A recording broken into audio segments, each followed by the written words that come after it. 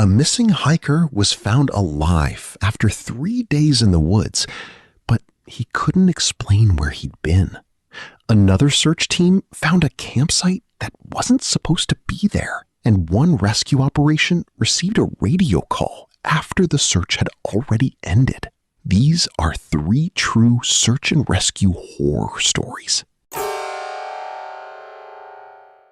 The hiker had been missing for 3 days.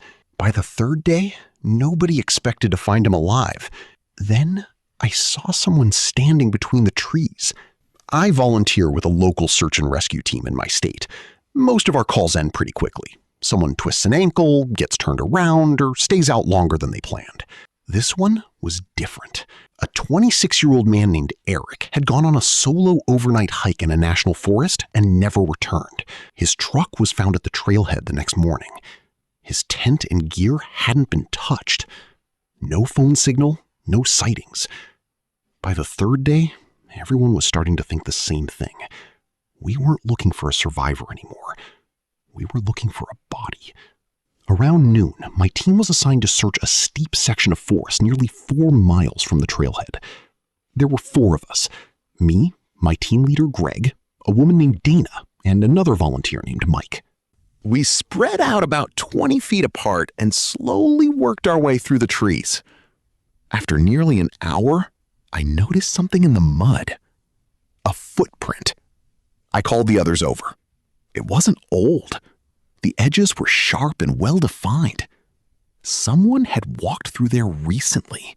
The weird part was that it only went one direction, into the woods. No prints coming back. We followed them. About 10 minutes later, Dana found a campsite.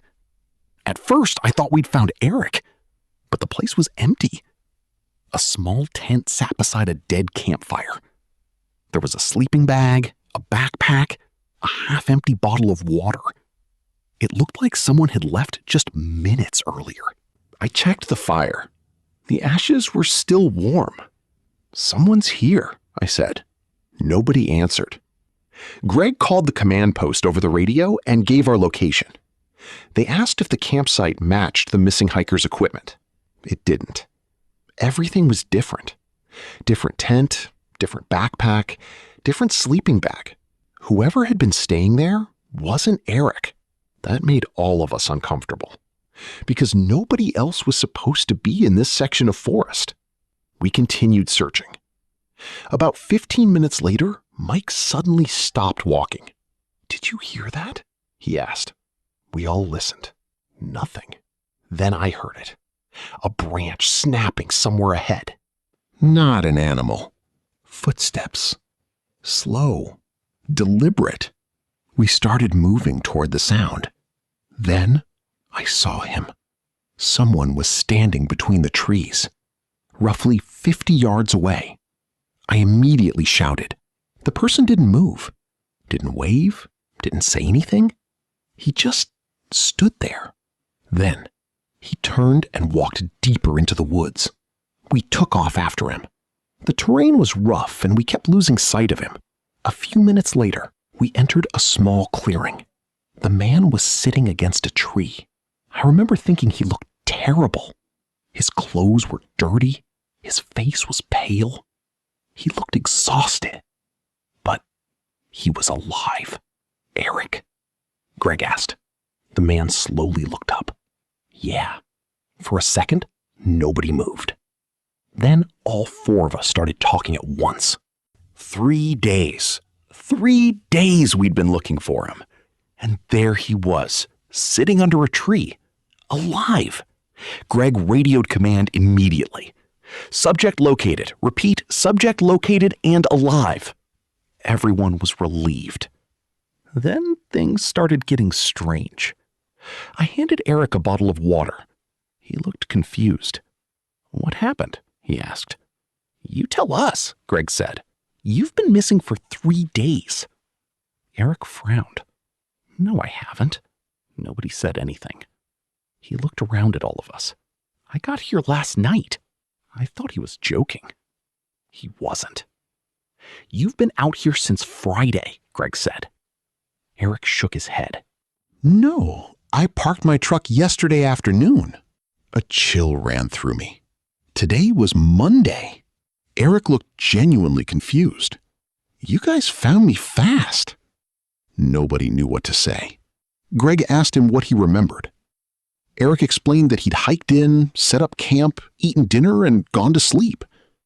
Then he woke up in the middle of the night because he heard something outside his tent. He stepped out to look. After that, nothing. He couldn't remember anything else. No wandering, no injuries, nothing. It was like his memory simply stopped. We helped him to his feet and slowly started hiking him out. As we walked, I noticed he kept checking his watch. Eventually, I asked him what time he thought it was. He looked at me strangely.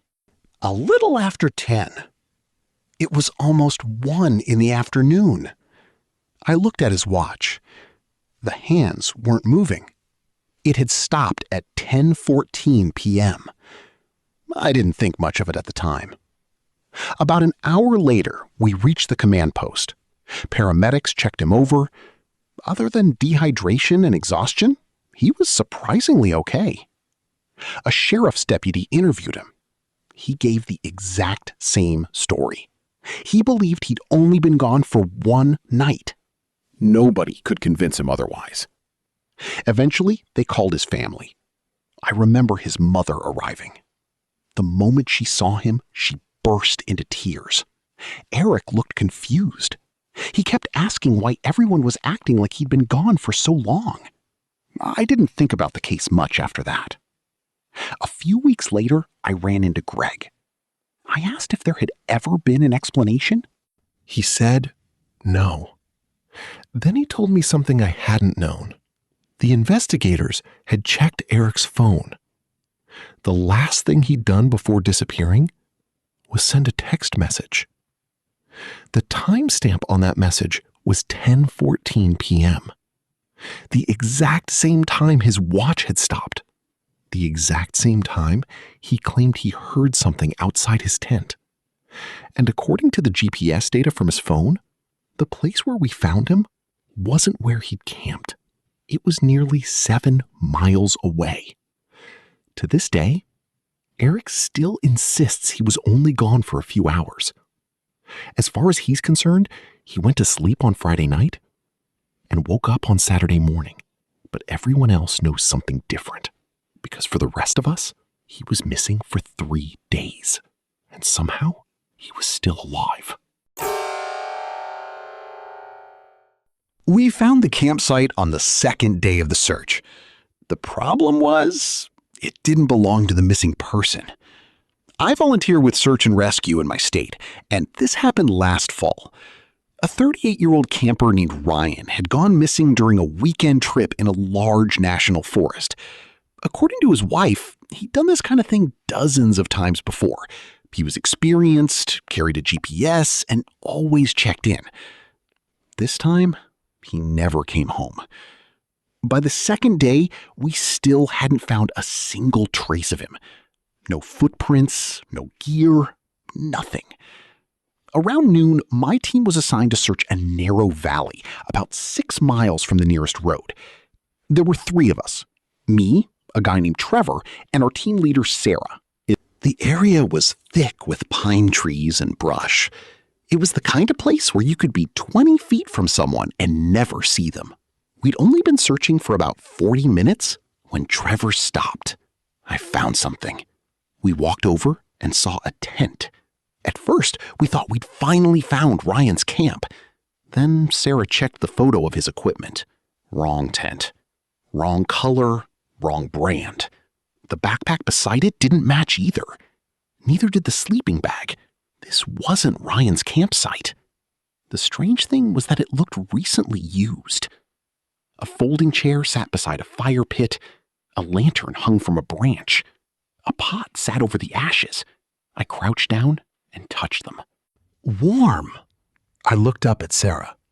Someone was just here. Nobody said anything. The forest suddenly felt a lot quieter. Sarah radioed command. Unidentified campsite discovered. Doesn't match the missing subject. The dispatcher sounded confused. No other campers had registered in this section of the forest. No hunting permits had been issued. As far as anyone knew, nobody else should have been there. We carefully looked around the campsite. A half-eaten sandwich sat on a plate. A flashlight was lying on the ground. And then I noticed something else. A second sleeping bag. I pointed it out. Trevor frowned. So there were 2 people? Nobody answered. The idea made all of us uneasy, because now there were 2 possibilities. Either 2 people had been camping here, or one person had expected company. Sarah suggested we keep searching. Maybe the campers had gone hiking. Maybe they knew something about Ryan. As we were getting ready to leave, I heard something. A branch snapping. I turned. Nothing. Just trees. A few seconds later, I heard it again. This time, Trevor heard it too. Someone was moving through the woods. Sarah called out, "Search and rescue! If anyone's out there, make yourself known!" No answer. Then I saw movement. A person standing between 2 trees about 60 yards away. I only saw them for a second. Dark clothing, tall. Then they stepped behind a tree and disappeared. "I just saw somebody," I said. Trevor had seen them too. Sarah immediately radioed command again. We started moving toward where the person had been standing. The woods became thicker, and it was hard to move quickly. When we reached the spot, nobody was there, but we did find something. Fresh boot prints. Whoever had been there had left only moments earlier. We followed the tracks. For maybe 5 minutes. Then they simply stopped. Not turned around, not split apart, just stopped. I still don't have an explanation for that. Sarah decided we needed to head back to the campsite. The missing camper was still our priority. When we returned, all 3 of us stopped. The campsite looked different. The folding chair was gone. The lantern was gone. Even the plate with the sandwich had disappeared. Someone had been there while we were gone. I felt my stomach drop. There was no way. We'd only left for a few minutes, and we would have heard someone walking around. Trevor immediately scanned the tree line. Nobody. Sarah called command again. This time, she sounded genuinely nervous. Then I noticed something near the fire pit. A piece of paper. It definitely hadn't been there before. I picked it up. There were only 4 words written on it. "You're looking too far north." For several seconds, nobody said anything.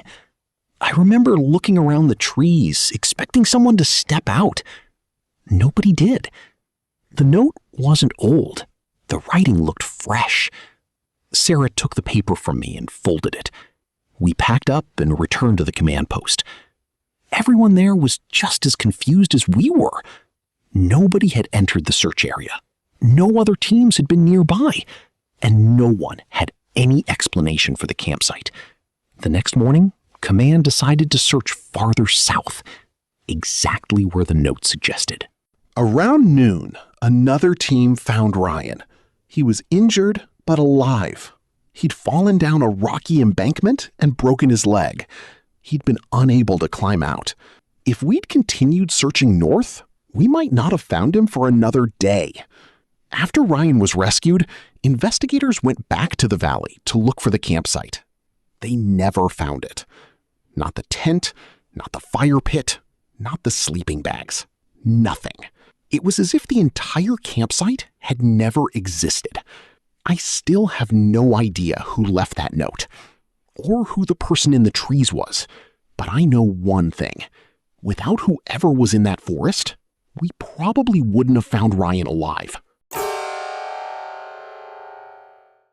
The search had already been called off when the radio suddenly came back to life.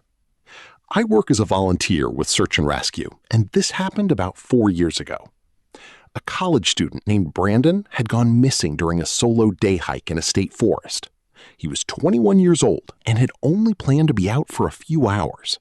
He never came back. For 3 days, teams searched every major trail, every creek, and every campsite in the area. Nothing. By the end of the third day, it was getting dark, and Command made the decision to suspend the search until morning. Everyone was exhausted. Some people were already packing equipment into trucks. I was standing beside one of the ATVs when I heard the radio crackle. At first, I thought it was static. Then a voice came through. "Can anybody hear me?" Everyone froze. It was a young man's voice. The dispatcher immediately grabbed the radio. "Go ahead, identify yourself." A few seconds of static. Then, I think I'm lost. Every person at the command post stopped what they were doing. The dispatcher asked for a name. There was another pause. Then the voice said, "Brandon." Nobody moved. The missing hiker was named Brandon. The dispatcher quickly started asking questions. "Where are you?" The answer came back weak and broken. "I don't know. I can't find the trail." The entire command post exploded into action. People started grabbing gear again. Vehicles were restarted. The search was back on. The dispatcher asked Brandon if he was injured. "No. Can you describe where you are?" There was silence for a few seconds. Then, I keep hearing water. A creek. That wasn't much to go on. There were dozens of creeks in the search area. Then the radio crackled again. "I can see a light." The dispatcher looked at all of us. There shouldn't have been any lights out there. The forest was completely closed to the public during the search. No campers, no cabins, nothing. The dispatcher asked him what kind of light. Another pause. "I don't know. It keeps moving." That made everyone uncomfortable. Then Brandon said something else. "I think someone's here." The entire room went silent. "Who?" the dispatcher asked. No answer. Then, "I don't think they want me here." Static filled the radio. The dispatcher called his name several times. Finally, his voice came back. "I'm cold." Then the transmission ended. A search team was assembled immediately. I was part of it. Within 20 minutes, we were back in the forest. The radio operator kept trying to contact Brandon. Eventually, he answered. This time, his voice sounded weaker. The dispatcher asked him if he could hear running water. "Yeah, stay there. We're coming to get you." A long pause. Then Brandon said, "I don't think I'm in the same place anymore." Nobody knew what he meant. The dispatcher asked if he could see the light again. "No." "Can you hear anything?" Another long silence. Then, footsteps. I remember every hair on my arm standing up. The dispatcher asked whose footsteps. Brandon whispered, "I don't know." Then the transmission cut out again. An hour later, our team reached a creek. The radio suddenly came alive. "I'm here." We all stopped. The voice sounded close, really close. The dispatcher answered immediately. "We're at the creek. Can you see our lights?" "No." We looked at each other. There was only one creek in this section of forest. If he was nearby, he should have seen us. Then Brandon spoke again. "I think I'm walking in circles." The radio cut out. A few minutes later, another team found something. A backpack. It belonged to Brandon. Inside were his wallet, snacks, and phone. The phone battery was dead. The strange thing was that the backpack looked clean. It didn't look like it had been lying there for 3 days. It looked like someone had set it down recently. The search continued until nearly sunrise. We never found Brandon. Around 6 a.m, the radio crackled one final time. The voice was barely audible. "I'm tired." The dispatcher told him to stay where he was. Then Brandon asked a question. A question I still remember. "Why are you looking for me?" Nobody answered. A few seconds later, he spoke again. "You already found me." Then the radio went dead. That was the last transmission. The next afternoon, another team discovered Brandon's body. He was found at the bottom of a steep ravine, nearly 2 miles away from where we'd been searching. The medical examiner believed he'd fallen on the first day and died shortly afterward. There was no way he could have been alive during the radio transmissions. There was also no radio with him. No equipment, nothing, just his body. The investigators eventually checked the search records. The final transmission had been logged at 6:07 a.m. The estimated time of Brandon's death? Sometime during the afternoon, 3 days earlier. I don't know who we were talking to on that radio. I don't know who said, "You already found me." But I do know one thing. The voice on that radio sounded exactly like Brandon. And for the rest of my life, I'll never forget the way he said those last words.